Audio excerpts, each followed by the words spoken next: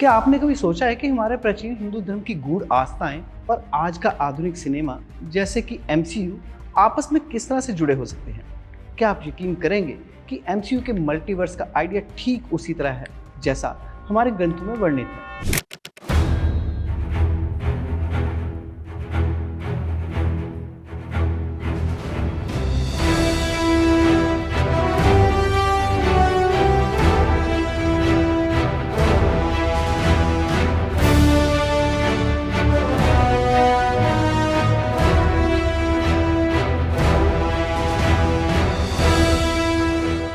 नमस्कार और स्वागत है आपका हमारे इस खास प्रोग्राम डिवाइन वर्ल्ड में। मैं हूं गौरव शर्मा और आज हम इस रोमांचक एपिसोड में बात करेंगे मल्टीवर्स और इंडियन मैथोलॉजी और कॉस्मोलॉजी के ऊपर। मार्वल सिनेमैटिक यूनिवर्स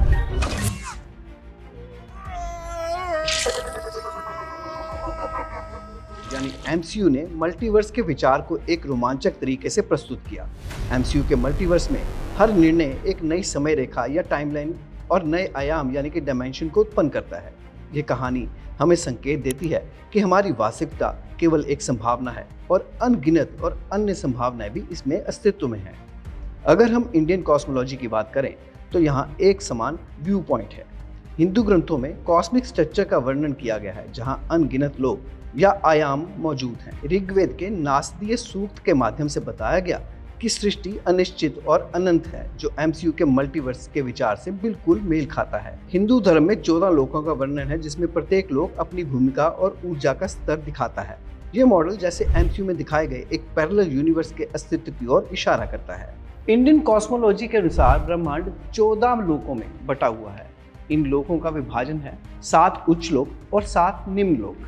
चलिए जानते हैं इन लोकों के बारे में, कैसे ये एमसीयू के मल्टीवर्स से मेल खाते हैं। इंडियन कॉस्मोलॉजी में 14 लोकों का वर्णन मिलता है जिसमें 7 उच्च लोक और 7 निम्न लोक शामिल हैं। उच्च लोकों में सत्यम, तपः, मह, स्वः, भुवः और भूलोक शामिल हैं। ब्रह्मा, विष्णु और शिव जैसे देवताओं का वास यहाँ माना जाता है। वहीं निम्न लोकों में पाताल लोक और रसातल जैसे आयाम शामिल हैं जिसे अंधकारमय और रहस्यमय बताया गया है। एमसीयू में इसी तरह के आयामों का वर्णन किया गया है। उदाहरण के तौर पर डॉक्टर स्ट्रेंज में डार्क डायमेंशन और एंटमैन में क्वांटम रियलम जैसे आयामों को दिखाया गया।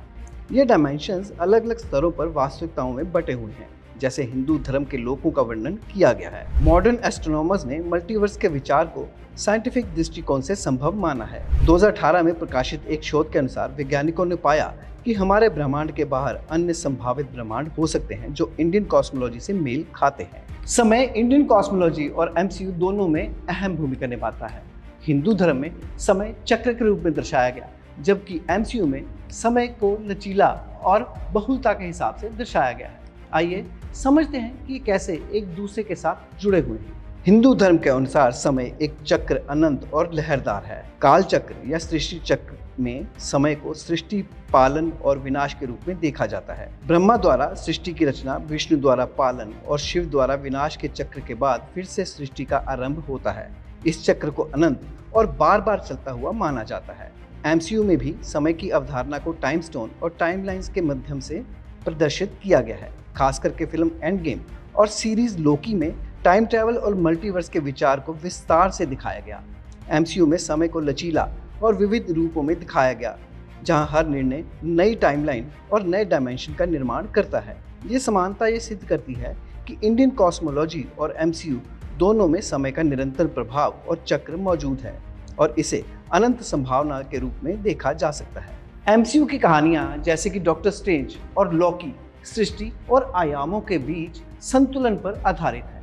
हिंदू त्रिमूर्ति ब्रह्मा सृष्टि को, विष्णु पालन को और शिव विनाश को रिप्रेजेंट करते हैं। यह संतुलन एमसीयू में भी दिखाई देता है। आइए समझते हैं कि ये कैसी समानता है। एमसीयू के कई पात्र जैसे डॉक्टर स्ट्रेंज, लॉकी और कॉन्ग समय के आयामों को संतुलन में बनाए रखने का काम करते हैं। ये संतुलन ठीक उसी तरह से है जैसा हिंदू त्रिमूर्ति के सिद्धांत में है, जहां ब्रह्मा सृष्टि के निर्माता हैं, विष्णु पालनकर्ता और शिव विनाशक हैं।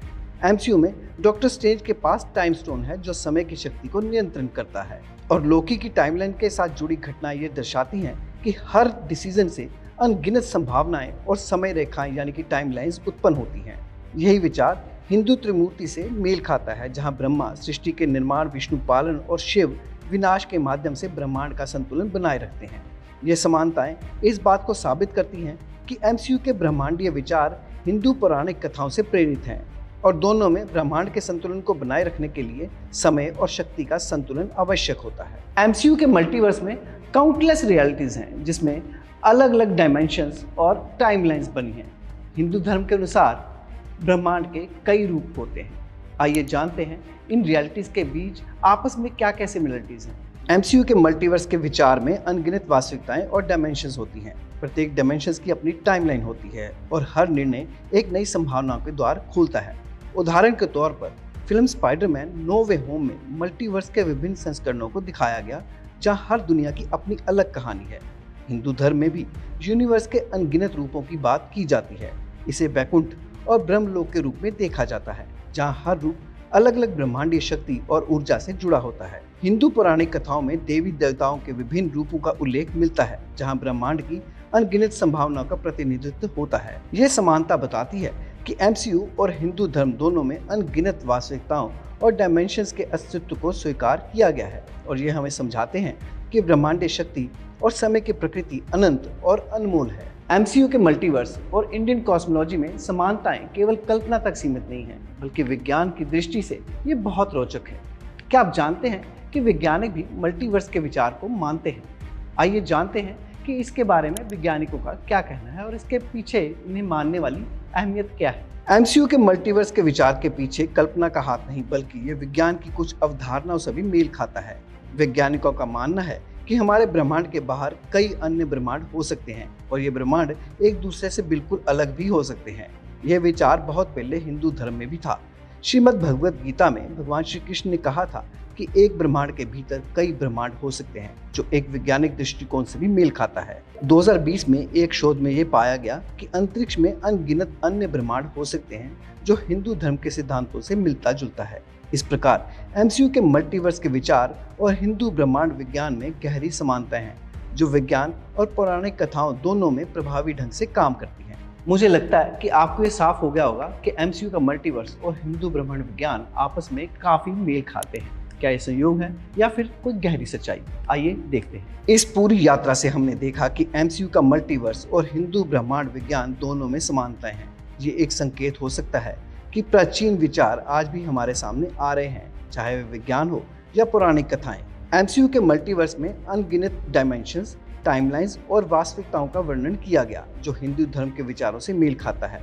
यहाँ समय, आयाम, ब्रह्मांड और जीवन के चक्र के सिद्धांतों का सामना हमें हुआ है। अगर हम इसे एक नए ज्ञान के रूप में देखें तो ये साबित होता है कि हमारे पूर्वजों ने भी उन विचारों को समझा था, जिन्हें अब हम मल्टीवर्स के रूप से जानते हैं।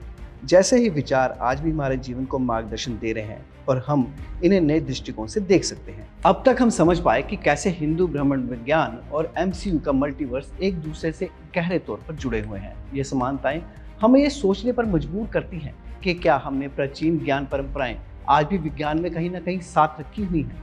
अगर आपको इस एपिसोड में नई जानकारी मिली हो तो कृपया इस वीडियो को लाइक, शेयर और सब्सक्राइब करें। और हाँ, अपने कमेंट्स में हमें बताएं कि हम और किस तरह की जानकारी आपके पास लेके आएं, जो कि ब्रह्मांड, हिंदू मैथोलॉजी और हमारे आजकल के सिनेमा के साथ जुड़ी हुई हैं। कैसे ये आपस में मेल खाती हैं। हमें आपके कमेंट्स का इंतजार रहेगा।